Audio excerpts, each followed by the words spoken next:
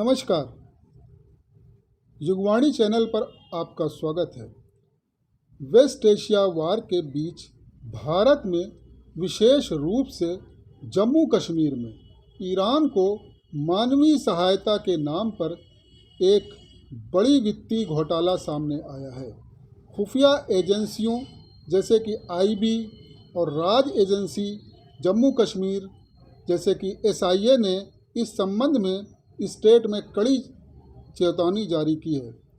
इसी मुद्दे को आज हम अपने सेकंड एपिसोड यानी युगवाणी के पॉडकास्ट 2 पर हमारे साथ जो हमारे ख़ास मेहमान हैं, former information commissioner Haider Abbas साहब हमारे साथ मौजूद हैं। उनसे मैं इन्हीं सब मुद्दों पे बात करूंगा। वो वेस्ट एशिया वार पर अपनी कड़ी और पैनी नज़र बनाए हुए हैं। तो हैदर अब्बास साहब, ये बताइए, ये जो फंड कलेक्शन हो रहा है, इसमें आपका क्या कहना है? बुनियादी बात यह है कि जो ईरान एम्बेसी ने जो यूपीआई अपना एक नंबर यानी इश्यू किया था, तो उसको भी लेके कुछ लोगों में पहले डाउट हुआ। बाद फिर पता ये चला कि वो यूपीआई नंबर जो है वो एक्टिवेटेड नहीं है। फिर बाद में पता चला कि वो एक्टिवेटेड भी है। लेकिन क्वेश्चन ये आ रहा है कि जो लोग ऑफलाइन डोनेशंस दे रहे हैं, एक तो चलिए ऑनलाइन है, वो तो मनी ट्रेल है, वो तो गवर्नमेंट उसको देख सकती है। लेकिन जो ऑफलाइन पैसा लोग दे रहे हैं, लोग अपने अपने घरों से ज्वेलरी ला रहे हैं, बच्चे छोटे छोटे हैं, वो अपनी गुल्लकों कैंप लगाए जा रहे हैं, कैंप्स लगा रहे हैं, और लोग अपनी ताहत के प्रॉपर्टीज़ तक बेचे दे रहे हैं। तो वो तो पैसा इन कैश एंड काइंड दे रहे हैं। तो क्वेश्चन ये आता है कि जो आदमी उसको कलेक्ट कर रहा है, उसकी खुद की क्रेडिबिलिटी क्या है। जी। ये सबसे बड़ा सवाल है।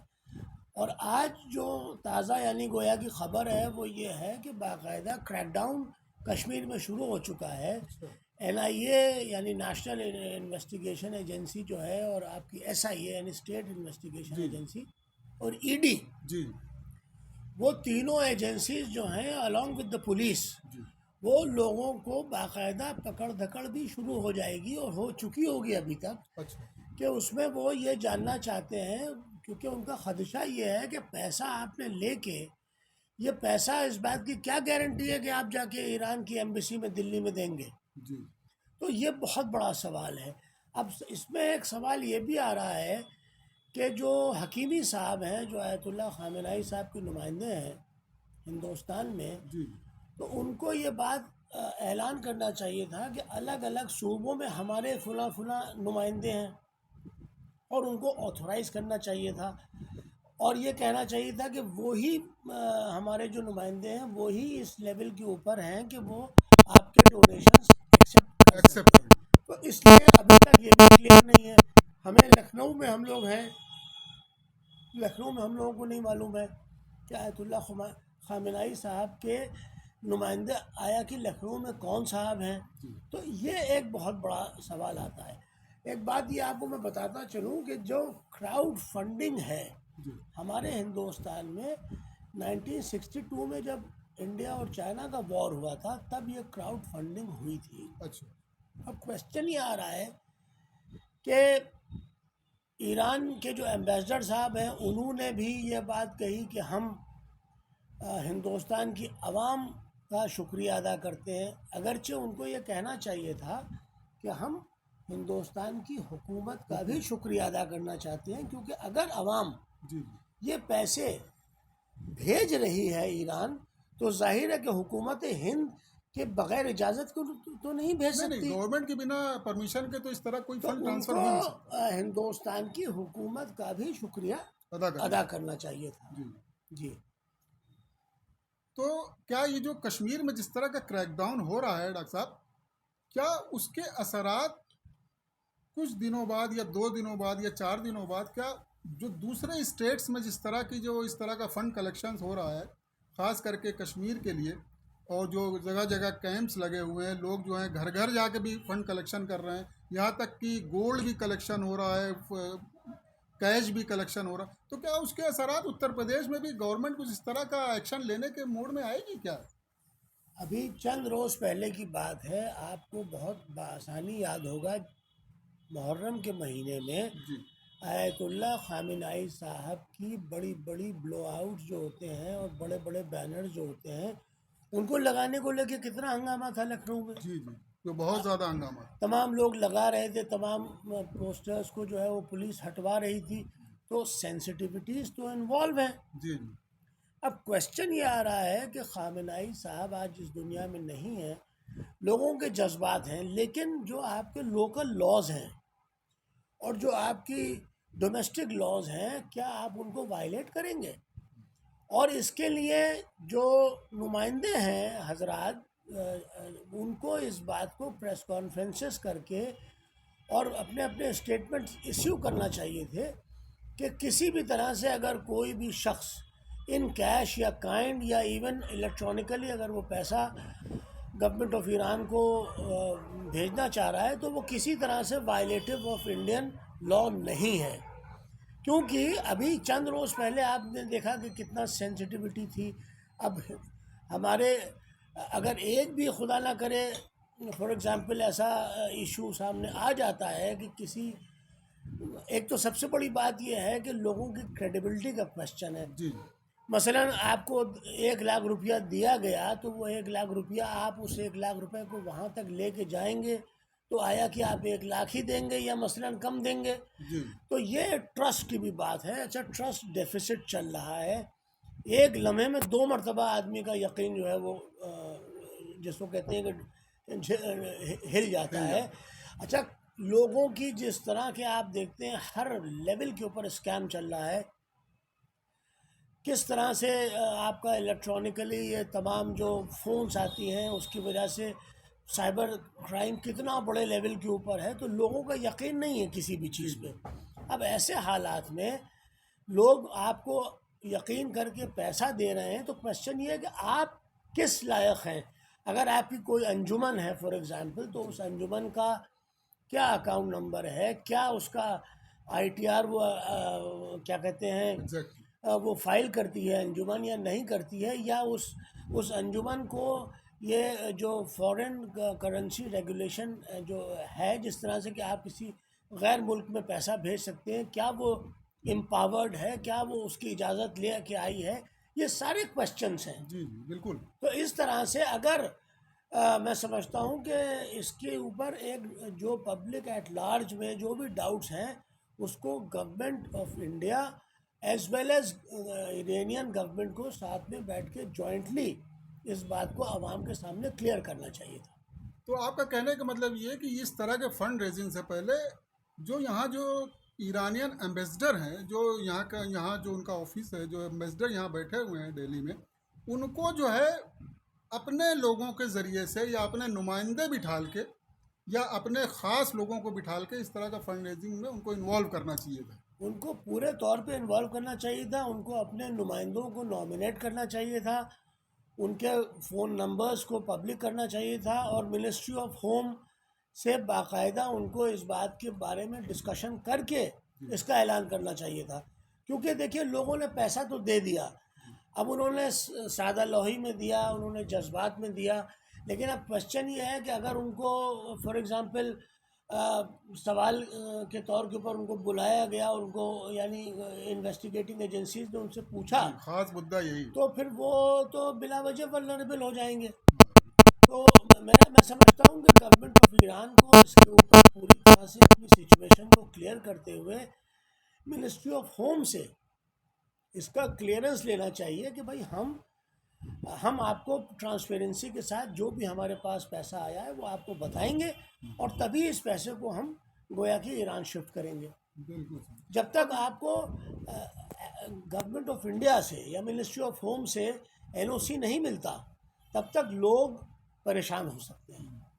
ये बिल्कुल जिस तरह से कहा जा रहा है कि मानवीय सहायता डोनेशन हो रहा है, ये मानवीय सहायता के उस पर डोनेशन लिया जा रहा है, लेकिन इसमें तो तमाम तरह के स्कैमर्स भी जुड़ गए होंगे या जुड़ जाएंगे। वो भी अपना जो है फंड कलेक्शन शुरू कर देंगे। तो गवर्नमेंट इसमें किस लेवल पर और कितने हद तक जाके जो है क्रैकडाउन कर सकती है? देखिए, मैं एक बात आपको ज़रूर बताना चाहूँगा कि देखिए, अब जैसे मैंने आपसे अर्ज़ किया कि 1962 में तो जो क्राउड फंडिंग थी, तो ज़ाहिर है हिंदुस्तान की वॉर को फंड कर रहे थे। लेकिन ये इश्यू जो है वो फॉरेन लैंड का है, ये पैसा आपका बाहर जाएगा। तो मैं एक बात आपको बताऊंगा कि इसराइल की आबादी लगभग 90 लाख की आबादी है, और इसराइल में सबसे ज़्यादा जो लोग रहने वाले हैं वो 20 लाख की तादाद रशंस की है, और रशन जूस। तो रशन जूस जो हैं वो जो आज रशा में हैं वो एक बड़े लेवल पर पैसा इसराइल को भेजते हैं। तो इस तरह से फंडिंग्स होती हैं। लेकिन क्वेश्चन ये है कि ये बिल्कुल एक नई सिचुएशन गवर्नमेंट ऑफ इंडिया के सामने है।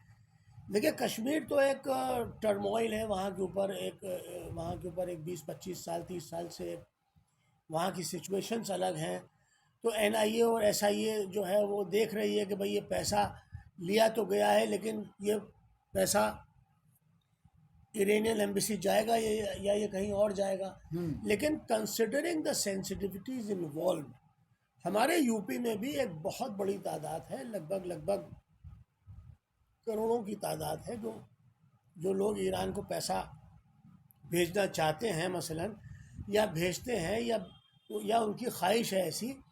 लेकिन उसको चैनलाइज करने के लिए एक ऑफिशियल गवर्नमेंट ऑफ इंडिया से इजाज़त के साथ इसको चैनलाइज करना चाहिए। अदरवाइज़ अगर कोई क्रैकडाउन होता है तो लोग तो बिला वजह परेशान हो जाएंगे। हाँ, बिला वजह परेशान हो जाएंगे और फिर गवर्नमेंट ऑफ इंडिया उनके खिलाफ सख्त एक्शन भी ले सकती है। यही मैंने आपसे अर्ज़ किया कि अभी देखिए, चंद रोज़ पहले लखनऊ में कितने वाक़यात ऐसे आ चुके हैं। तमाम वो डॉक्टर्स का एक इतना बड़ा एपिसोड हुआ है, लोग परेशान हैं। तो सवाल यही आ रहा है कि ऐसे हालात में अगर आपको पैसे भेजने हैं तो आपको बाकायदा नुमाइंदों को, जो नुमाइंदे यानी करार पाए गए हैं या जिनको नुमाइंदा बनाया है ईरान की गवर्नमेंट ने, आपको अपनी रकम उन्हीं हाथों में देनी चाहिए थी। अच्छा डॉक्टर साहब, ये बताइए क्या इस तरह की फंड रेजिंग क्या किसी दूसरे मुल्क में भी, खास करके पाकिस्तान में भी, क्या इस तरह कोई फंड रेजिंग ईरान के लिए की गई है क्या? पाकिस्तान की इत्तला मेरे पास नहीं है, लेकिन लोग जज्बात में कुछ भी है। वहाँ तो देखिए तमाम उन्होंने एम्बेसी के ऊपर अटैक किया, यूएस की एम्बेसी में, उसमें माना जाता है तकरीबन 20 लोग भी जाते रहे हैं। तो ये तो एक अलग मौजू है, लेकिन हम अपने हिंदुस्तान के लिए ये चाहते हैं कि देखिए, लोगों के सामने एक बिल्कुल clear cut crystal clear statement and policy और एक स्टैंड पॉइंट आना चाहिए कि भाई ये हमारे नुमाइंदे हैं, और आप जो भी पैसा देंगे, जो भी कैश एंड काइंड देंगे, वो आप इन्हीं नुमाइंदों को देंगे। किसी भी, जिसको आप उर्दू में कहते हैं कल्लू जुम्मन गफ्फार को नहीं देंगे, सही। किसी भी टॉम डिक एंड हैरी को आप ये, क्योंकि ये पैसे की बात है। पैसे की बात है, और दूसरा ये कि पैसा किसी दूसरी कंट्री में जाना है। जी। अच्छा डॉक्टर साहब, बताइए कि पैसा कलेक्शन हो जाएगा या हो गया तो क्या वो थ्रो एम्बेसी, ईरानियन एम्बेसी के थ्रू क्या पैसा ट्रांसफर हो सकता है? इंडियन गवर्नमेंट अलाउ करेगी देखिए, उसको? मैं ये भी एक सवाल मैंने आपसे अर्ज किया था कि जो 60,000 करोड़ रुपया ईरान का अपना हाँ। हमारे हिंदुस्तान के यूको बैंक में मौजूद है, गवर्नमेंट ऑफ इंडिया उस पैसे को भी नहीं यानी ईरान को दे रही है।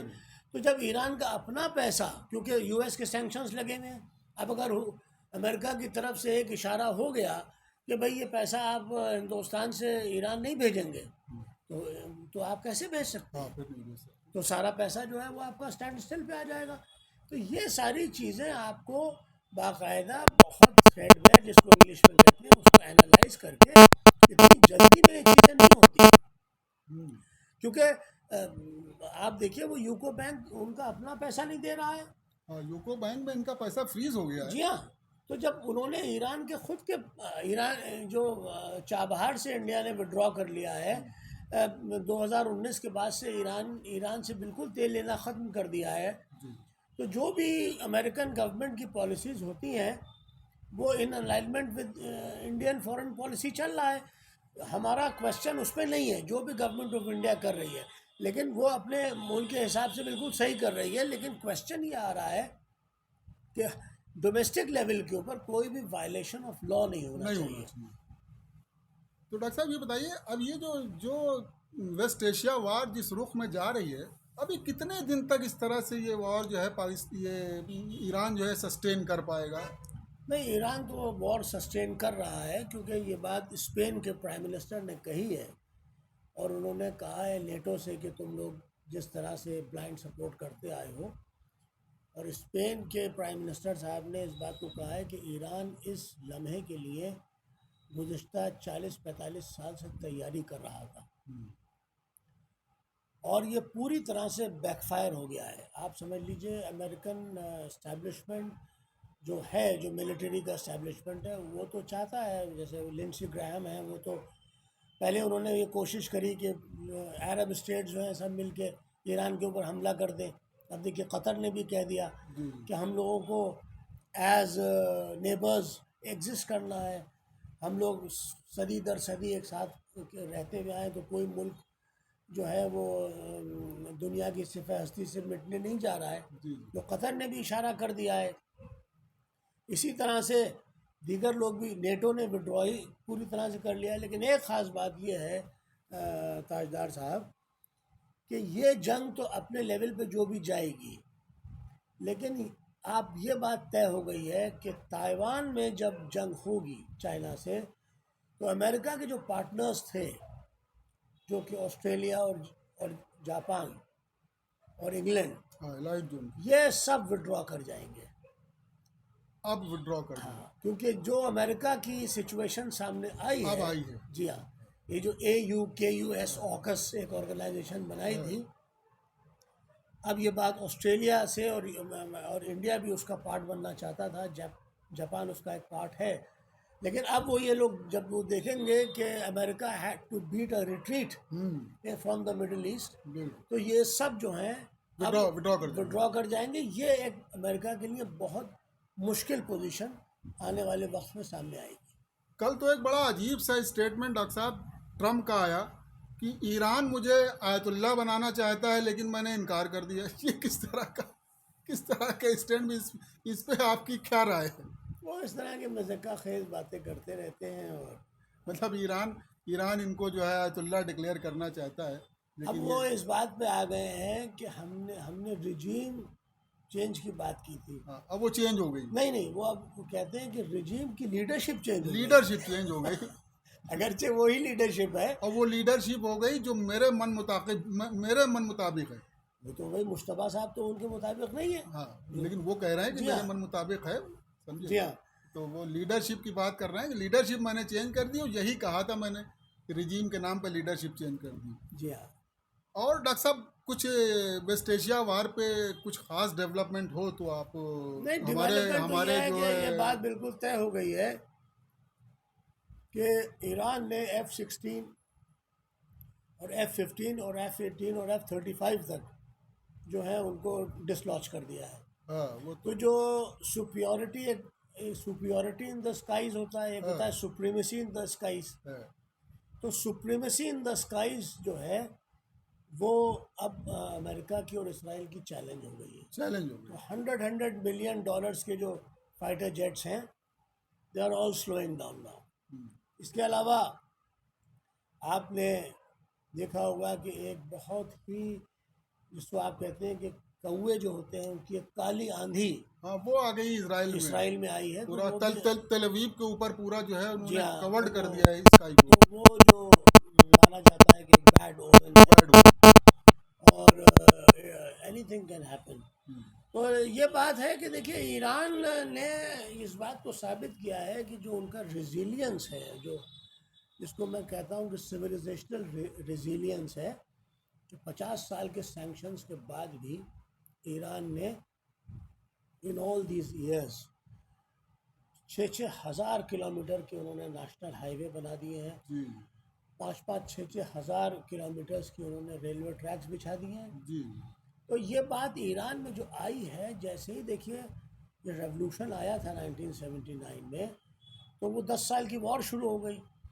तो ईरान की गवर्नमेंट ने रशियन क्योंकि रशिया भी ग्लासनोस्ट आया और रशिया भी टूट गया था, तो रशिया के सारे इंजीनियर्स और सारे प्रोफेसर्स को उन्होंने ईरान बुला लिया और कहा हम आपको डबल द सैलरी देंगे, आप हमारी यूथ को तैयार कीजिए। तो ये पिछले 30 साल में आज जो अमेरिका और ईरान का जो फाइबर है, ईरान का जो थॉट प्रोसेस है वो साइंटिफिक थॉट प्रोसेस है। वहाँ के ऊपर एक बहुत बड़ी तादाद में, यानी आप समझ लीजिए लगभग 95% 96% तो वहाँ पे विमेन लिटरेसी रेट है। जी और डॉक्टर्स का और पीएचडीज का और इंजीनियर्स 75% 70% इंजीनियर्स हैं, विमेन इंजीनियर्स हैं। तो ये उन्होंने अपना जो पॉपुलेस जिसको आप कहते हैं वो तैयार किया। फार्मास्यूटिकल्स में ज़बरदस्त उनका तो इस तरह से अब जो उनकी पोजीशन आई है, उन्होंने साफ इस बात को कह दिया है। अभी ये ट्रम्प साहब ने उनको 15 पॉइंट्स दिए हैं और कहा है कि साहब 30 दिन की हम जंग जो है वो पॉज करेंगे। तो ईरान ने कहा है कि बाज़ हमारी शराइत हैं सब, जिसमें कि सबसे पहली तो ये है कि आप यहाँ से तशरीफ़ ले जाइए, जितने भी आपके ये अड्डे हैं बेसिस खाली कर बेसिस खाली कर दीजिए। प्लस ये है कि कंपनसेशन दीजिए। प्लस जिस तरह से सुएज़ कैनाल में जो भी जहाज़ जाता है तो इजिप्ट उसका पैसा लेता है, तो हॉर्मुज़ से, स्ट्रेट ऑफ हॉर्मुज़ से अगर कोई जाएगा तो हम उसका पैसा वो ईरान ने शायद लेना भी शुरू कर दिया जी हाँ। और अगर जंग बंदी होगी तो यकसा जंग बंद जो है वो लेबनान में भी होगी। तो ये चंद बातें जो हैं वो ईरान ने अपने बहुत वाज़ेह तौर पे रखी हैं। डॉक्टर साहब, इंडिया में तो जिस तरह का 2 दिन से हम देख रहे हैं, आज लखनऊ में भी कई पेट्रोल पंप जो है ड्राई रहे और वहाँ लोग गए, पेट्रोल नहीं मिला। यहाँ तो काफ़ी सिचुएशन इस देखिए पेट्रोल और हमारे डीजल को लेके काफ़ी हो रही है। बहुत तगड़ी क्राइसिस है। गवर्नमेंट ऑफिशियल लेवल पे कह रही है कि ऐसा कुछ नहीं है, लेकिन ऐसा नहीं है। हज़ारों की तादाद में, अभी चंद थोड़ी देर पहले मैंने खुद देखा, लोग बाकायदा ऑफिस से निकल के किस तरह से खड़े हुए हैं और किसी तरह से अपनी गाड़ियों में पेट्रोल और डीजल भरवा रहे हैं। तो क्राइसिस तो बहुत है इंडिया में। और मैंने इससे पहले भी आपसे अर्ज़ किया था कि जहां 80 करोड़ लोग बिलो द पॉवर्टी लाइन हो, वो किस तरह से गुजारा करेंगे सही। अपना। ये हमको बहुत ज़रूरी है कि हम इस बात को सोचें। बहुत शुक्रिया डॉक्टर साहब, आप हमारे चैनल युगवानी पर आए और आपने हमारे जो सुनने वाले हैं, जो देखने वाले हैं हमारे चैनल को, उनको एक बड़ी अच्छी अपनी बातों से जो है उनको अपनी नसीहत दी। बहुत बहुत शुक्रिया आपका।